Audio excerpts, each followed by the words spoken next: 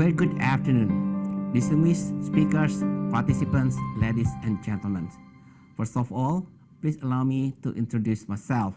My name is Luki Alfirman, Director General of Budget Financing and Risk Management from the Indonesian Ministry of Finance. I'm very pleased to be here virtually in the seminar. I also thank you for the collaborative initiative taken by GI Hub and IFC, aiming to provide reliable and affordable access to essential infrastructure for societies.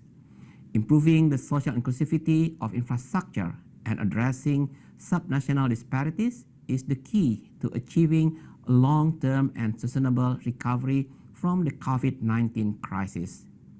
The infrastructure landscape is rapidly changing because of the unprecedented effects of the climate crisis. And the COVID-19 pandemic adds pressures and complexity to our ability to deliver the infrastructure target of 2050. The COVID-19 pandemic has disrupted the investment flow into infrastructure development. The shrinking fiscal space has forced the government to focus its limited resources on urgent needs. On the other hand, private investment in infrastructure projects has been held back due to delays or cancellation. We are aware that the COVID-19 pandemic also created a higher risk of divergence across regions by widening existing capacity disparities on infrastructure delivery among subnational governments and regions. Inequalities, poverty rates, and debt levels have worsened in many countries, thus exacerbating unequal access for vulnerable groups and underserved regions. It is an important issue that needs to be addressed soon to prevent us from the risk of lasting inequality that can threaten our ability to achieve long-term sustainable and inclusive economic growth. Despite the negative impacts on the infrastructure sector, the COVID-19 pandemic has also offered the opportunity to step up digital transformation. Digital connectivity through the optimization of broadband and network and the integration of technology in infrastructure through the adoption of infratech are critical to enabling more cost-efficient and better quality infrastructure that is also resilient to future shocks. It is the government's responsibility to increase investment into digital infrastructure and scale up the adoption of infratech. Thus, we can ensure investment benefit all parties and contribute to social inclusion. The infrastructure development should be delivered not only to help close the infrastructure gap, but also to contribute to broad goals on promoting sustainable growth and development, generating economic efficiency, and meeting sustainable development targets by considering environmental, resilient, inclusion, and good governance elements. Distinguished ladies and gentlemen, Indonesia is an archipelagic country with more than 17,000 islands, 37 provinces, and more cities, with different demographic and geographic landscape. That means delivering infrastructure to undeserved regions is definitely challenging, both logistically and financially, specifically for regional government. These have made addressing subnational infrastructure is paramount for Indonesia. It should be perceived as a shared obligation between local and central governments to provide high quality, accessible, and affordable infrastructure services. This can be manifested in terms of developing a conducive enabling environment, policy framework, and necessary direct financial support. I'm happy to share with you our initiative in addressing challenges in promoting subnational infrastructure investment. This year, Indonesia issued the Law No. 1 of 2022. The law sets the tone for Indonesia's commitment to improve the quality of local government spending and becomes the foundation for better fiscal management between central and local governments. The Law Number 1 of 2022 encourages and enables local government to access more sources of financing, including encouragement to issue municipal bonds to meet infrastructure financing gaps. The central government is strongly committed in engaging with local government in development in the municipal bond market. The law also stipulated the mandate to prioritize infrastructure agenda at the local level. In relevance to those mandates, we have also strengthened our effort to provide capacity building to the local governments in order to enhance their subnational government capacity in delivering infrastructure projects. I would also like to mention some other supports. First, project development facility provided by the Ministry of Finance to help local government to prepare business cases for PPP project. The facility may also assist local government during the transaction phase, including the preparation of transaction documents. The facility can be utilized until the projects get financial close. Until now, we have provided facility to 41 PPP projects with a total investment of 103 trillion rupiah. Second, the Viability Gap Fund or VGF. It is the fiscal support aimed at enhancing financial feasibility of PPP projects in the form of cash contribution to the partial construction costs. Third, infrastructure guarantee. Indonesia has facility that guarantee financial obligation of the project owner. This infrastructure guarantee is provided according to the equitable risk allocation and carried out by Indonesia Infrastructure Guarantee Fund or PII as a single window policy. Fourth, local loan. In order to provide alternative sources for infrastructure financing, the government of Indonesia also provides soft loans through PT SMI in the form of short and long-term loans. The financing alternative is aimed to accelerate infrastructure service provision to the society and promote regional economic growth.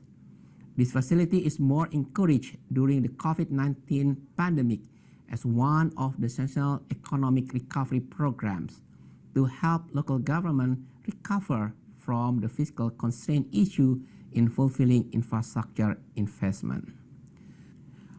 Distinguished ladies and gentlemen, we hope this webinar will reaffirm the importance and the benefit of the policy toolkit that is currently being developed under G20 Infrastructure Working Group.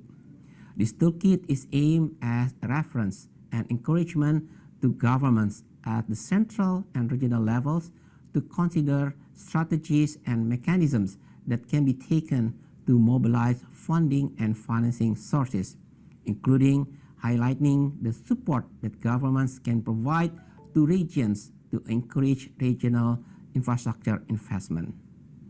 But having a policy toolkit will be incomplete if it is not being implemented. And often, we need to have collaboration with stakeholders to be specific with international organizations, MDBs, and NDBs in implementing the policy toolkit because most often the knowledge and capacity is in theirs.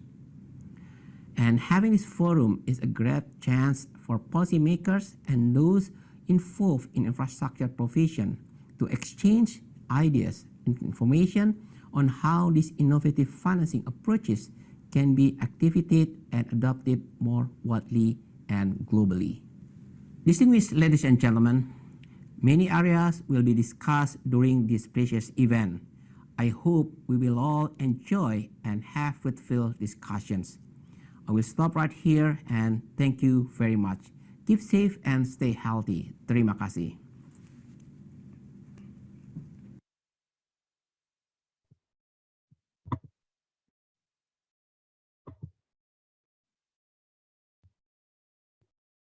Thank you. Thank you very much to the Indonesian presidency for these opening remarks and to all participants today for joining us. We are very pleased to be back for a special edition of the New Deal series on enhancing social inclusion and addressing subnational disparities, organized in collaboration with the International Finance Corporation. This workshop is part of the Workstream 2 of the Infrastructure Working Group and is delivered for the G20 under the Indonesian presidency. The Workstream 2 topic is enhancing social inclusion and addressing subnational disparities. As we all know, the COVID-19 pandemic created a higher risk of discrepancy around region and due to an uneven impact of the crisis. Inequality and poverty have worsened in many countries and debt level have risen sharply.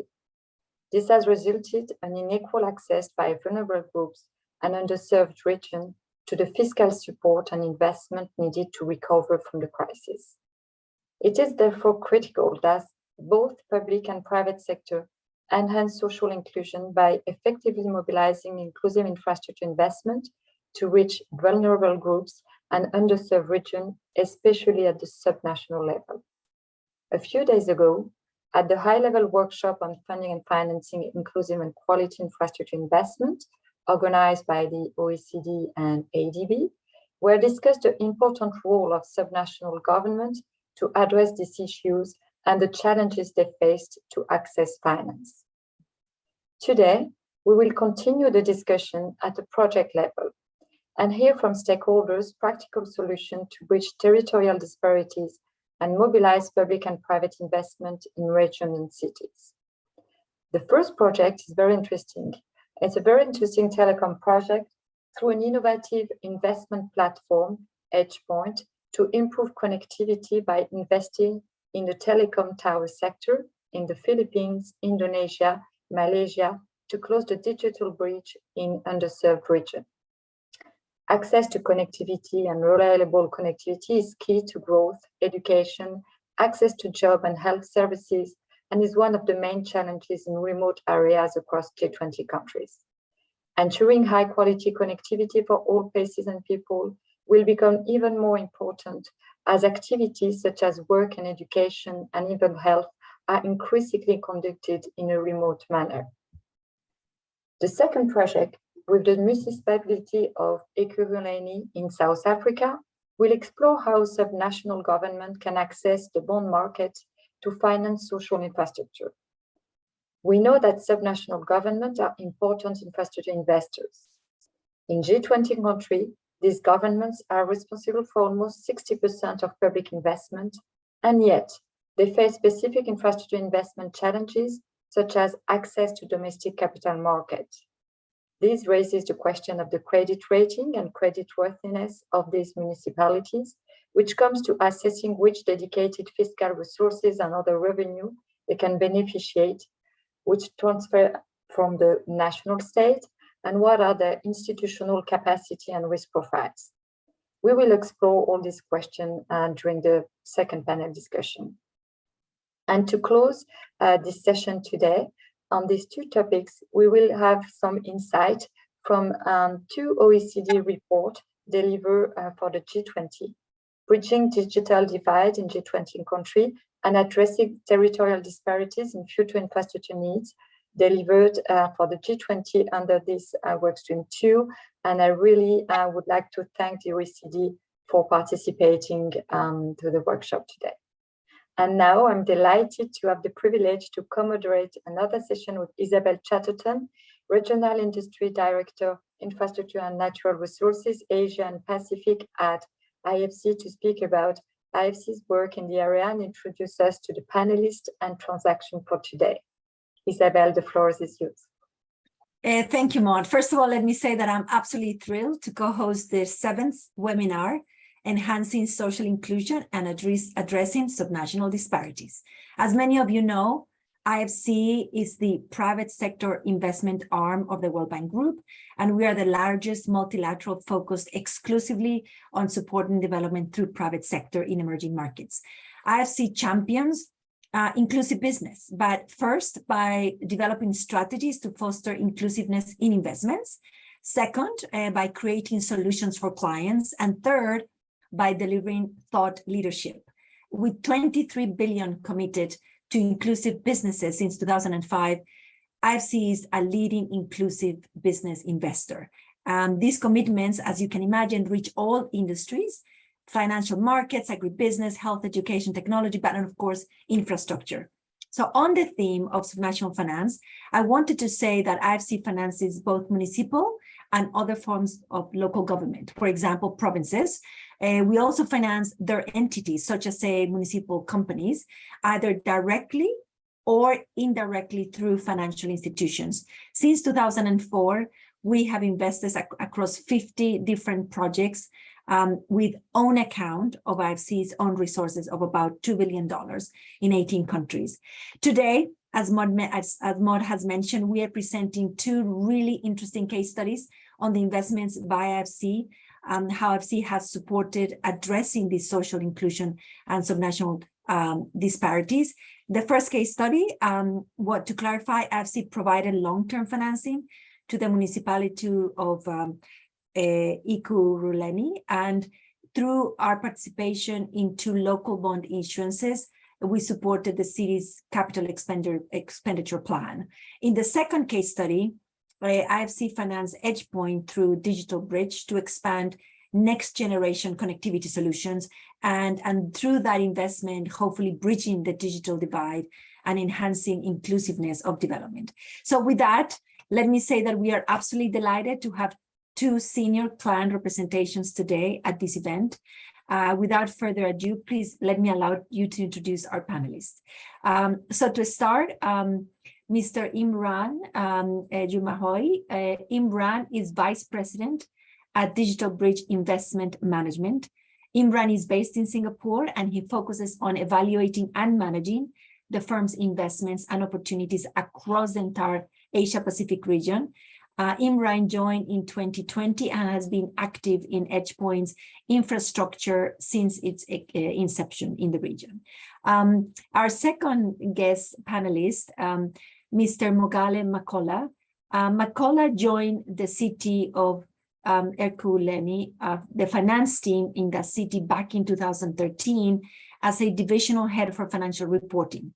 He is a member of the finance senior management team that achieved 3 clean audit results, which is quite impressive. He's responsible for the preparation of the group's financial statements. And actually from 2018, his function included management of the entire treasury function across the city, including raising all the external borrowing funds to finance the capital program. So really delighted, Makola, to have you today with us. We also have Shomu Banerjee. Shomu is a principal investment officer with IFC. He's based in our Nairobi office, working on projects across infrastructure, covering mainly the Southern Africa region. He focuses including primarily in renewable energy, but also covers conventional power projects, municipal infrastructure, transportation, etc. Shomu has been with IFC for more than 15 years. Overall, he has more than 25 years of previous work experience, having worked earlier with SBI Cap and with Siemens Financial Services in India, and also in Germany, primarily in the power sector. We have also Herman Poufret. Herman leads our digital infrastructure investment globally for IFC. He's our global head. Herman joined IFC back in 2006.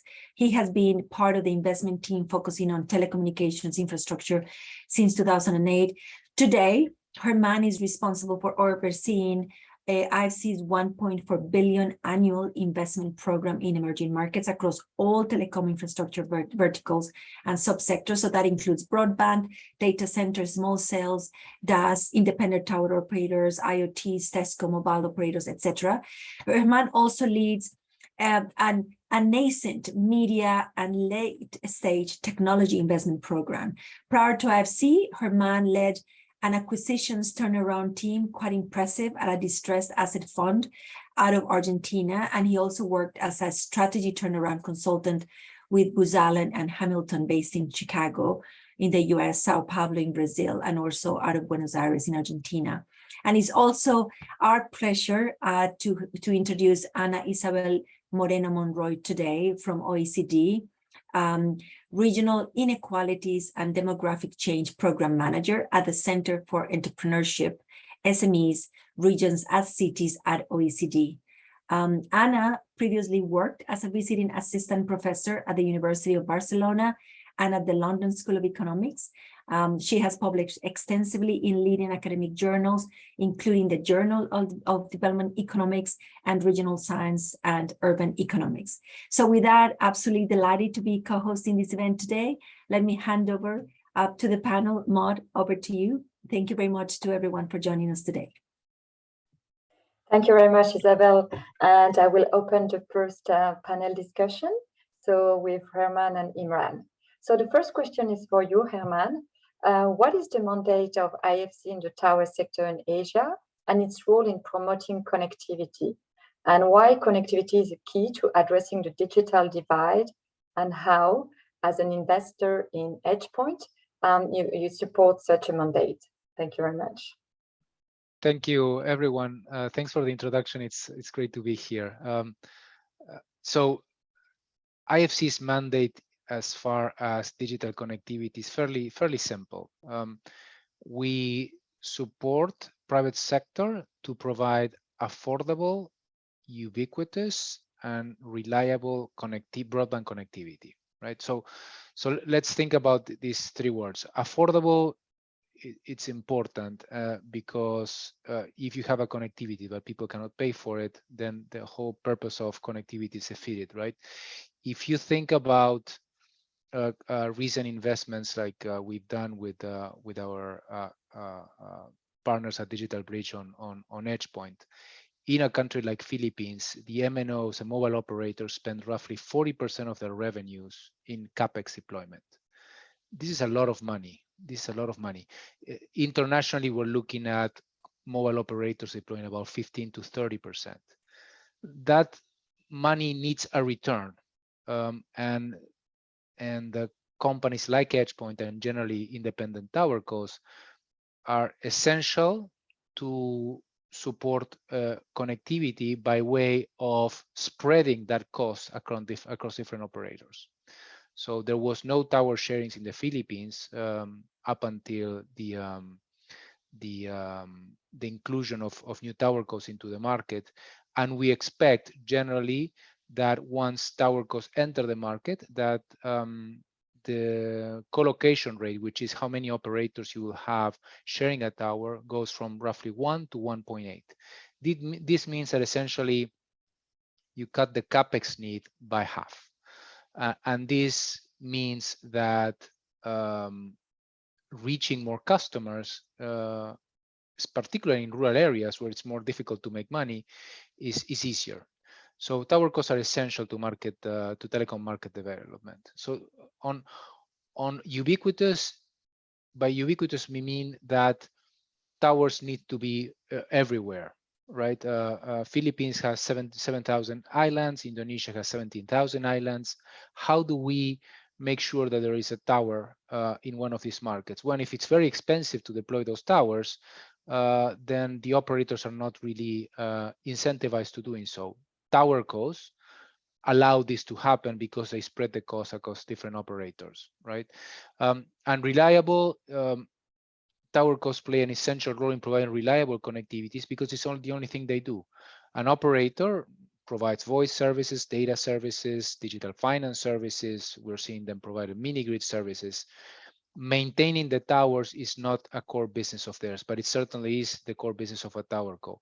So the towercos make connectivity much more reliable. And for that, we have a very active program in the tower space. Thank you very much. And so my second question is more about the market and the specific market in Asia. So the COVID-19 crisis highlighted the need to facilitate access to new entrants in the market to accelerate connectivity. and policy being enacted aims to support this goal. And we know that in the Philippines, there was some work upstream in the legislation regulation to allow those new entrants. So could you explain how does, an investment in EdgePoint support inclusion and boost connectivity? So inclusion is very tricky, right? Because there isn't one thing that you can do to promote inclusion. You need to do many, many, many different things. So first, you need a network to be there. Then you need the network to be affordable. We discussed that a minute ago. We need to be able for people to buy handsets at a price point that they can actually afford. They need to be literate. They need to be able to access content in the local language. And you need a network. Once you've jumped all these hoops, you need a network that is actually not congested, right? So there isn't one single thing that you can do to promote inclusion. There are many different things, and that's why we support different verticals: broadband connectivity, tower costs, mobile operators, data centers, etc., etc., etc. Now, on the question of reach, for instance, Indonesia has one of the lowest spectrum per subscribers, right? And this means that you need more tower costs to compensate for the fact that there is no spectrum availability. Tower costs play an essential role in fulfilling gaps to facilitate inclusion on reach, on congestion of the network, and on affordability. So there is no silver bullet. There's still other things that governments need to do. In the case of Indonesia, in the case of the Philippines, through the government's own initiative, through support by the World Bank in 2006, in the case of Indonesia, in 2018, in the case of the Philippines, regulation and policy was enacted to promote tower costs, because by promoting the entrance of tower costs, we increase our chances of servicing people in isolated regions, and you increase competition, right? Again, more needs to be done on other topics like spectrum availability and handset affordability and so on.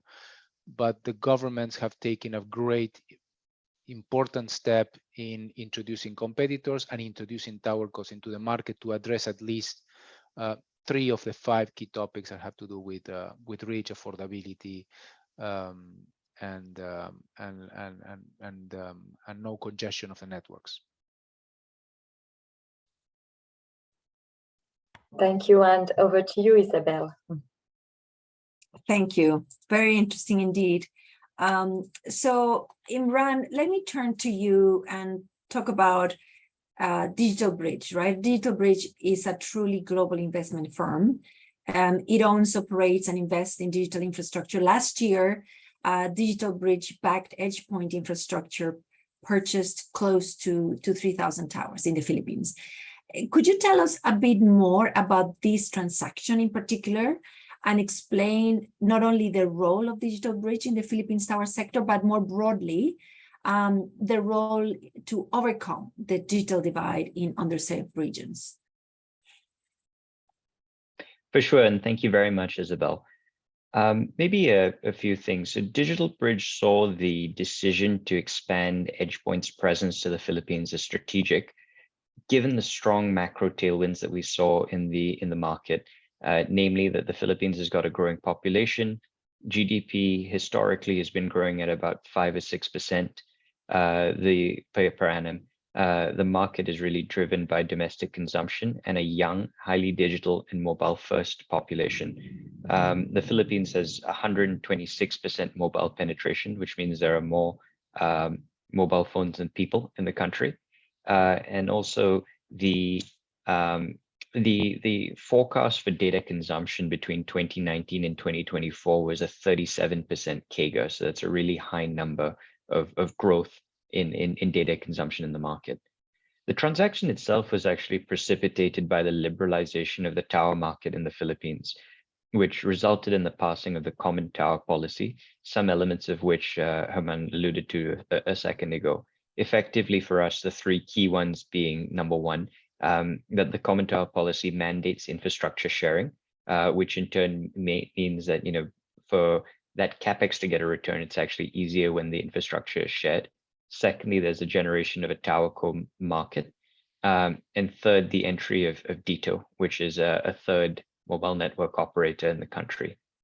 The Philippines actually has one of the highest SIM subscribers per cell tower globally, at 7,500 subscribers per site, relative to about 800 subscribers per site in Japan and Australia. So that's about a tenfold difference. And essentially what this means is that this has led to poorer connectivity across the country as networks are congested highly. So what we saw over here is basically an opportunity to help bridge the digital divide and build more towers in the Philippines, not only in the Manila region, but outside the other regions and other islands of the Philippines. DICT, the regulator, has actually anticipated that 50,000 towers are going to be built in the Philippines over the next 5 to 7 years. And that's one thing that we're looking at where we see an opportunity to participate in. Mobile network operators like Globe and PLDT and DITO in the Philippines are likely to require capital to roll out 5G in Manila and areas like that, as well as to expand coverage to further islands outside of the core capital area. So towercos essentially, and Herman alluded to a bit of this earlier, can basically enable them to build in underserved regions by helping them to alleviate some of their CapEx burden, and that really helps to bridge some of that digital divide. The towers that we bought were from PLDT, which is one of the two large mobile network operators, and those actually come with a built-to-suit commitment from PLDT of 750 towers. So that basically means that we have, when we build these towers, we have a contract with PLDT that's kind of committed for 750 of them. And so that enables us to actually kickstart our rollout in addition to our own organic growth targets that go beyond that 750. So in that regard, buying the towers, entering the market, and actually participating in that growth is one that we actually see is helping us to bridge some of that digital divide by constructing towers and helping alleviate some of those congested networks and reduce the CapEx burden on some of these mobile network operators. Thank you, Imran, and really thank you for sharing not only the structure of the industry in the Philippines and the way the project was structured itself, but also the fact that you were able to highlight these investment as strategic and that you were intentionally taking advantage of the population dividend in the country. So now let me move to another question. As managing director for the entire Asia region, you really have a pretty unique perspective on the Asian digital economy markets. Could you share some of the trends in these markets and how investors right now and operators are planning to grow and eventually achieve social inclusion through connectivity solutions and bridging the digital divide? Yeah, for sure. And thanks, Isabel. So the context that we see in the Philippines is one that we see in other developing Asia tower markets that we operate in.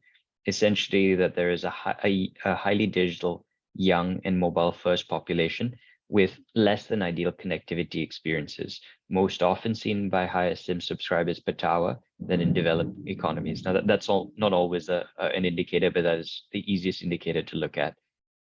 We see similarly high mobile penetration rates at 120% or more across these different developing Asia countries, over a 20% CAGR in mobile data consumption that is expected.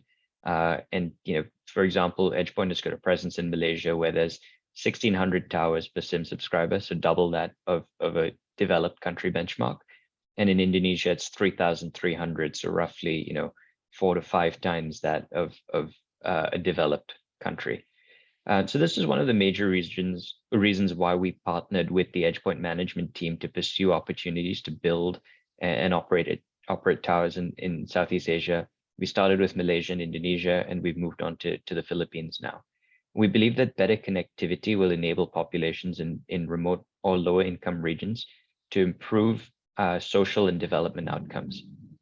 It's really about providing access. Similarly, DigitalBridge is a digital infrastructure investment firm, and we see that Asia is experiencing a rapid growth in data, driven by the adoption of smartphones and other technologies such as IoT, 5G, that sort of thing. Often, data is required to be stored locally, and sometimes out of traditional hubs and nearer to the edge to reduce latency and to improve social inclusion. This is basically when some of that is actually stored closer, there's the latency or the how long it takes for the data to load is reduced. We've also invested in a business called Leading Edge Data Centers in Australia, which actually aims to bridge the digital divide between traditional data center hubs in capital cities such as Sydney and Melbourne to regional Australia by building a network of edge data centers nearer the end customers in smaller towns. Regional Australia has 20% of the total population of the country, and actually an even larger share of the GDP given the economic activity there. The development of increased data center capacity in APAC will help improve processing capability, sovereignty, and speed, which enables more efficient access for users across all regions. Underpinning all of this is actually fiber, and we've seen strong demand for fiber capacity across Asia Pacific to cope with increasing digitization. We've seen how investors are able to support social inclusion via investments in the space, and that's actually something that we're definitely looking at. Okay. Thank you, Imran, and actually very encouraging what you just shared with us, and thank you for sharing the example of Leading Edge as well. So would it be fair to say, and I'm looking for a yes or no answer, would you be fair to say that you think that the model, the infrastructure tower sharing model, the infrastructure sharing concept that you mentioned in the Philippines and the structure of the EdgePoint deal in the Philippines is easily replicable? Just a quick yes and no. Yes or no? Yes, definitely. Okay, very good. Thank you, Imran. So with that, let me move on to our second client that is present today. If I may, I would like to move to Macaulay. If I could move on to you and ask you a question, if I may. For the Ekurhuleni project, what were the main objectives and really the expected outcomes from your point of view, from the point of view of the municipality? If you could think back and whether you could explain if the specific investment challenges that were faced by the municipality at the time were addressed with this financing, and also whether those specific challenges you think are common to other subnational governments in the country. Over to you, Macaulay. Okay, thank you. As the city of Ekurhuleni, we are one of the 3 cities within Gauteng province in South Africa. The city of Ekurhuleni is an important manufacturing center in South Africa and is commonly described as the workshop of the country within South Africa, with a strong established manufacturing base that is characterized by mining and heavy manufacturing to light and fast-moving consumer goods. And within the Gauteng region, we have a cluster of 3 cities, towns, and urban nodes. And as the city, we're one of the 3 cities within the city, and we are commonly known or favorably located what we think is the economic activity and empowerment area of the Gauteng province. So we house about 3.2 million residents with 1.1 million households within the region, and we account for 5% of the population in South Africa. And then we contribute 1.4 trillion rands to the economic GDP of Gauteng. And then the key challenges as a city that we have been faced is the aged infrastructure, because we have been in existence, I think, in the 1960s, and electricity backlog. And as a manufacturing hub, we have seen a constant immigration of residents from other provinces to the city, and we are faced with huge backlogs because job seekers did not have opportunities to actually have houses or rent opportunities. And as a result, we are housing about 114 informal settlement and in this regards. And then our key objective that we had to do was electrification and formalization of this household, and also to actually accommodate or contribute 100,000 service stands so that we can share with our population and in this regards, and then make land available for future developments within the city. And then with that bearing in mind, and with the political leadership to ensure that the region is a pro-poor economic inclusions, we had to actually provide electrification to those informal settlement, and we electrified around 70,000 households in this regards, and we've provided about 615 street lights in those areas. And furthermore, we have we have continued to build in a water network as a result, and then to reduce water losses within the city because of the infrastructure. We have built additional 5 reservoirs in that period, which contributed to what is called a blue drop. I think is where we achieved more than 95% clean water from the tap, which we deliver across the city. And also we managed to actually invest in or replace 17,000 meters of pipe within the city, which equates to about 17 kilometers of the infrastructure that we have achieved. And then also, like, from the indirect investment that we have secured to the city, we have seen about 5 billion indirect investment by the private sector within the city, in the economic logistic hub, which is close to the airport, as the city that we house OR Tambo Airport in South Africa. Then we have the logistic hub, and also the Prasa Kivela, where we are manufacturing a modern train to replace the old flocks. And those are the direct investments that we have seen in this issue. And then, yeah, thank you. Mr. McCullough, extremely impressive. Thank you for sharing the electrification challenges, the lag that existed, and not only explaining the very diverse objectives that the municipality had, clearly all complementary, but also the probably unintended additional benefits that arrived to the city, including not only the 5 billion additional investment in the logistics hub close to the airport, but also the fact that it's a manufacturing hub, and that you wanted to formalize some of those informal settlers and to formalize through electrification as well. So extremely impressive.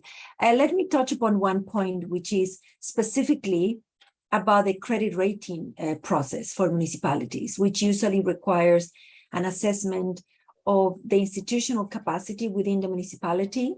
And as you have identified, and as we've heard today, one of the key challenges that very often we face when we support national governments is to make sure that the enabling environment for the investment is mature, is fully developed, is actually consistent, and it's an enabling environment. Could you please explain the credit rating process that usually the municipalities have to follow, and any insights with regards to the institutional capacity that you may have had or may have had to develop inside the municipality? Over to you, Mr. McCullough. Thank you. One of, I think, the important aspect within the sub-government space is that municipalities have to borrow funds on their own. So you have to build a strong credit or financial position to be able to attract investors, for you to be able to raise bonds or external loans on the market. I think one of the key aspects is that we are not guaranteed by national government. So we have, like in the past, continuously building on our financial positions. I think one of the key elements that we have done is as a city, we generate about 80 to 85% of our own revenue, and we receive 10 to 15% national government grants for infrastructure development. And then we have been growing our own revenue and stabilizing the city. We have prudent financial principles, and we adhere to strong governance aspects. And in this regard, as we have seen, we have achieved clean audits. We are one of the few cities within the country that adhere to good governance principles, and to ensure that we can be able to our financial results are fairly stated, and then comply with the prescripts as issued within the Republic. And over the years, we did achieve the strongest credit ratings. I think we were AAA rated and in certain aspect. And then this has been contributed by the constant growth in the revenue that the city has been growing, like management of our debt and prospects in this regard, so that we borrow within our limits, and we deliver our service delivery objectives within what we have. And then also like a cash reserves that we held on hand, and that we have a strong liquidity position. But however, things have changed in the past course with the COVID pandemic that has affected everyone in the market. And then now we are in a positions where we are actually at the bottom and trying to stabilize the city to ensure that our operations are back to what they used to be. Thank you. Very interesting. Thank you so much, and really impressive to hear from you the development path that the municipality took to improve its credit rating and to become a stronger subject of credit without sovereign guarantee, of course. And thank you for explaining the challenges that municipalities have to access financial markets, how critical the credit rating process is, how critical to have own revenues as a percentage of revenue, so a relatively small percentage of national government transfers, as you mentioned, 10 to 15%. And thank you for pointing out the fact that the strong liquidity position that the municipality had, as we have seen in many other cases, has of course been somewhat eroded due to COVID. And today the municipality needs to, of course, continue to work on increasing its credit worthiness, and all within a prudent financial management framework with seeking responsible investment. So with that, thank you so much, Mr. Makola. Let me hand over to Maud to continue the conversation. Thank you, Isabella, and thank you, Mr. Makola. Now I'm going to turn to Soumya Banerjee and for a question on the transaction. And so the role of the IFC on the Ekurhuleni municipal project was quite specific. It provided long-term financing through participation in 2 local bonds insurance to support the city capital expenditure plan. At the time, and without this participation, what was the position of the city, and do you think the city would have access to long tenor bonds at the time?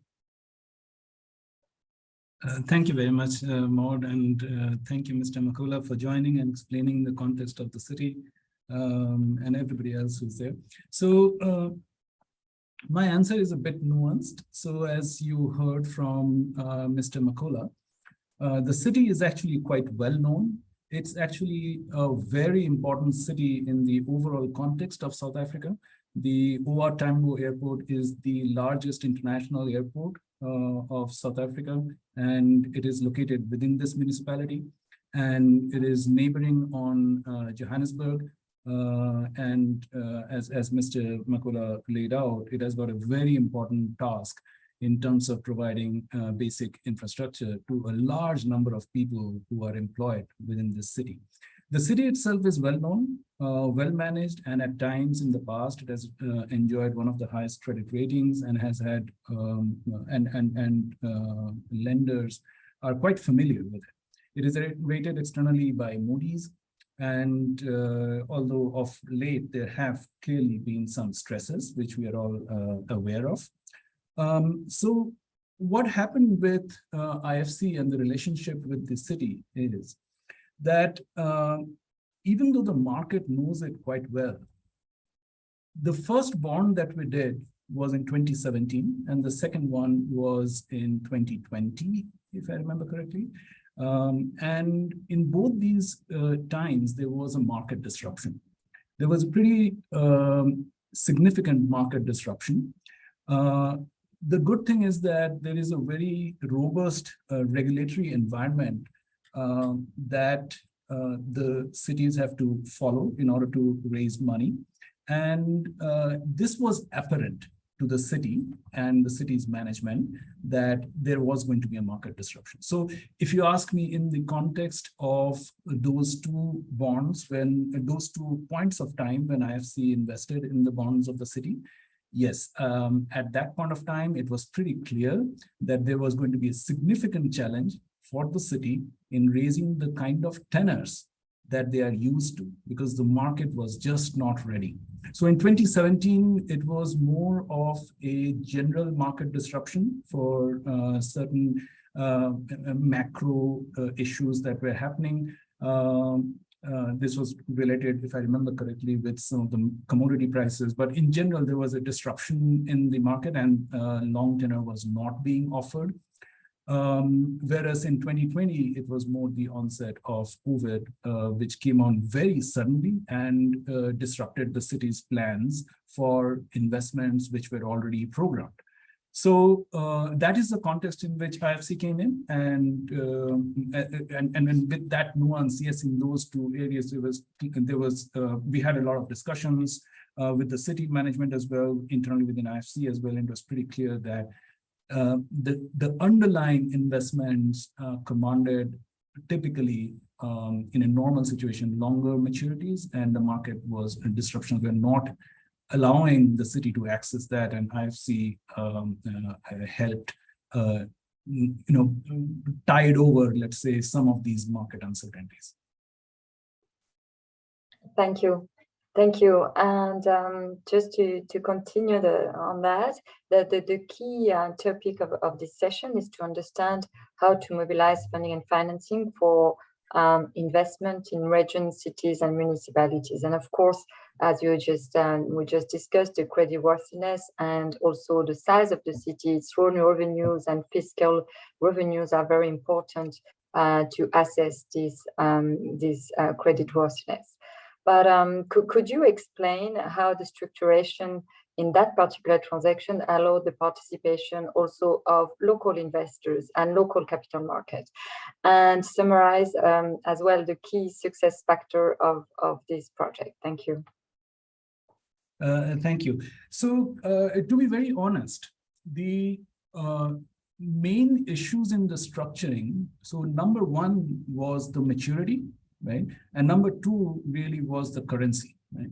There is a bit of complexity here because IFC does not have access to the local currency in the same way as other local participants do. So we had to source our own local currency participation through the swap markets, which becomes quite complex. And there are other associated structuring implications of that, because there are typically swap unwinding costs, and we have to do it in a way so that the city does not carry any foreign exchange risk. So most of the structuring is actually around the regulation. The cities in South Africa are not allowed to borrow in foreign currency. They're not allowed to have a government backstop, and they're not allowed to borrow in foreign currency. So if IFC has to invest, IFC has to find a way through which the instrument has to be completely local currency, right? Our typical protections that we normally take as an international investor in the case of unwinding in unforeseen circumstances, those have to be managed in a way that this is not any different from another local investor investing in a bond, right? That is the only way you can mobilize other local investors, because in bond issuance, what happens is that the terms are standard. You have to take exactly the same terms as other mobilizing investors. And therefore, it is up to IFC to find a structure that does not pass on any of these special structuring features onto the borrower. So that was the main area, but externally, when you look at it from Equilani's point of view, it was a local bond structure. Most of the structuring was behind the scene. And in terms of the maturity, of course, we tried to zone in on a kind of maturity that would allow IFC's presence to catalyze other investors to come in, to give them confidence that yes, there is a market disruption, but fundamentally it seems that the business is stable, and particularly together with IFC, we can anchor this and reach the kind of minimum ticket size that would allow the city to continue with its plans.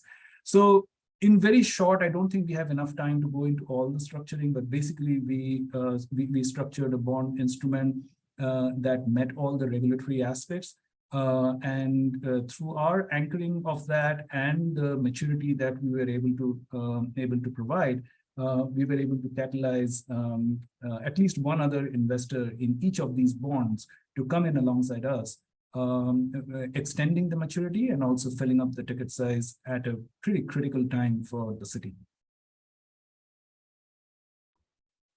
Thank you very much, Soumya, for those very clear explanations. And now I will end up the panel discussion, and I will go over to Ms. Moreno Monroy from the OECD.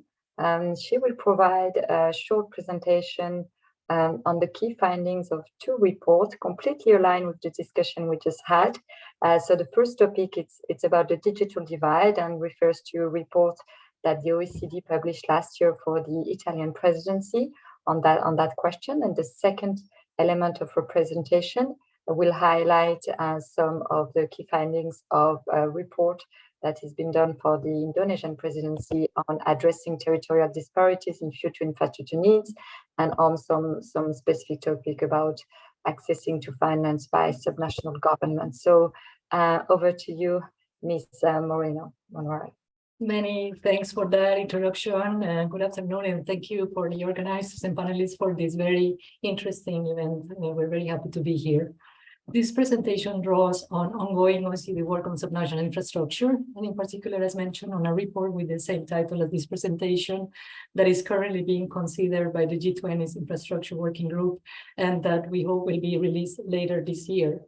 I will divide these closing remarks into two parts, each of which is linked to one of the case studies we learned about today. In the first part of the presentation, I will focus on digital infrastructure, and in particular on rural-urban digital divides and how to address them. In the second part, I will focus on how we can maximize the role of subnational governments in closing infrastructure gaps. Next, please. Now for the first part on digital infrastructure. Next, please. In the EdgePoint case that was presented today, we learned about actions to expand digital infrastructure in a context of challenging institutional environments. Our evidence shows that countries also have to address large territorial disparities in access to quality digital connectivity, which often compound existing territorial disparities in access to other infrastructure. Let me give you an example. In the plot in the slide, you see the gap in fixed broadband speeds measured in the horizontal axis against travel times to the nearest healthcare facility measured on the vertical axis, split by cities, towns and suburbs, and rural areas in G20 countries. What we find is that downloaded speeds in rural areas are on average 31 percentage points below national average, all on the left of the plot, while download speeds in cities are 21 percentage points above the national average on the right of the plot. At the same time, as you can see, people living in rural areas have to travel substantially longer times to reach a healthcare facility, even compared to people living in towns and suburbs. What this means is that precisely those people that stand to benefit the most from digital solutions, such as telemedicine, often do not have appropriate access to the internet. Next, please. So how come digital infrastructure provision is so much lower in rural areas? We explored these questions in our previous work, and we'll share some of those works in the chat for you. What we find is that new technologies, as you know, tend to be deployed first in cities where upfront investment costs are more easily recouped. This means that previous generation slower technologies remain dominant in rural areas, and this creates a significant rural-urban gap in the access to high-speed broadband. What we found in terms of actions is that central governments can start by supporting local governments' efforts to simplify and lower the cost through their oversight of regulatory instruments, like we saw in the EdgePoint case presented today. Central governments can also support non-profit cooperatives and mutual organizations, for instance, by reducing regulatory barriers towards small-scale market entry. However, what we found is that policymakers also need to take a careful approach to subsidies for connectivity in order to ensure that they align with long-term connectivity solutions for rural areas. For instance, broadband voucher schemes that are accessible to community-led broadband efforts can stimulate the entries of new players to the market. At the same time, public-private partnerships can steer changes in the marketplace while balancing the risk borne by taxpayers. However, we find that all these actions have to be framed also in plans to improve digital skills across the population that were not explicitly mentioned so much today, but are very important counterpart to physical investment in infrastructure. Next, please. Now we move to highlight the importance of funding and financing by subnational governments. And this part of the presentation draws upon the policy toolkit that we're currently developing, as mentioned, together with the Asian Development Bank to support the G20 Infrastructure Working Group this year, and that were also explored in the report Unlocking Infrastructure Investment last year, and we share a link to that report in the chat for you. Next, please. So the evidence is that subnational governments play a key role in essential infrastructure provision. This includes water, waste, transport, healthcare, education, and so on. Our data that you see plotted there comes from the OECD UCLG World Observatory of Subnational Government Finance and Public Investment, and it shows that almost 60% of public investment in G20 and OECD countries is undertaken actually by subnational governments. Besides implementing investments, local and regional governments also often plan, prepare, deliver, manage, operate, and maintain infrastructure. So obviously, subnational governments need to have the means to invest. Moreover, we know that infrastructure investment typically involves huge upfront costs, and finance is therefore essential to spread these costs over time. However, we also know that many subnational governments are not considered to have sufficient fiscal management capacity, so that they are not allowed to borrow or to issue bonds, and often they're also not considered creditworthy by rating agencies, like it was reiterated during the event today. So the big question is, what is required to improve access to finance for subnational governments? Next, please. We have identified 4 main enablers of access to finance. These are, first, fiscal and regulatory frameworks that must strike the right balance between provided access to finance and managing risks to create the right incentives for subnational governments to be fiscally responsible. Second, there is need to develop domestic and international financial markets for subnational government debt. In many countries, this requires deepening local capital markets for subnational government debt through either bond issuances or financial intermediaries. One interesting approach on this is the use of subnational pool finance mechanisms, such as local government funding agencies. These mechanisms have been used in Scandinavian countries for a long time and are actually being increasingly adopted in countries such as France, Japan, and New Zealand. Third, we need to build the capacity of subnational governments so that they have the skills to access finance and use it responsibly. Here, national governments and multilateral institutions have a key role to play. For instance, only 7 OECD countries have national infrastructure units to strengthen the capabilities of subnational governments to run public-private partnerships and other infrastructure projects. And fourth, we need to support effective coordination and cooperation among and across levels of governments. Effective cooperation between subnational governments, and in particular between small municipalities in rural areas or within metropolitan areas, is also crucial to avoid fragmented investment. Next, please. Finally, we can work to boost their funding. While at an international level, there is an important focus on the role of finance, often there is simply insufficient funding available to subnational governments to invest, pay for infrastructure operations, maintenance, and repay financing. This means there is often need to first increase or adjust capital grants, second, identify opportunities for tax revenue and user charges, and third, focus on the potential of instruments that are alternatives, such as land value capture. Funding is also a prerequisite to access to finance. For instance, the availability of own-source revenue is one of the key elements that credit rating agencies consider when they determine the credit rating of subnational government debt, like we clearly saw in the case of Ekurhumeni.